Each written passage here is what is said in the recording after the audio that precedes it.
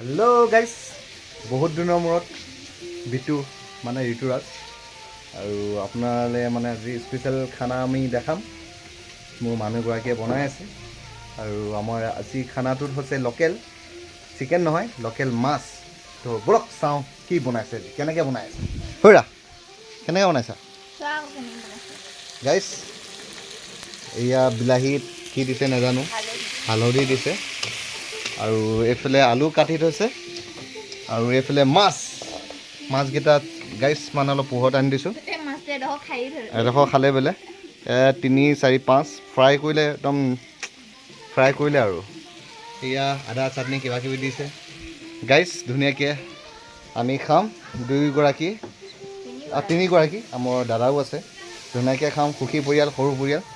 তো ইমানখিনিয়ে ক'ব আছিলে আৰু মোৰ ব্লগ বনোৱা নহৈছে মানে টাইম পোৱা নাই আৰু ঘৰৰ অলপ চিটুৱেশ্যন অকণমান ঠিক নহয়, সেইটো কাৰণে আমি টাইম পোৱা নাই আৰু চেষ্টা কৰিম সদায় বনাবলৈ।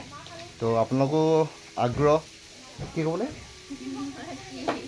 লাগে আপোনালোকো আশীৰ্বাদ কৰক যাতে আৰু বনাব পাৰোঁ, হয় নাই?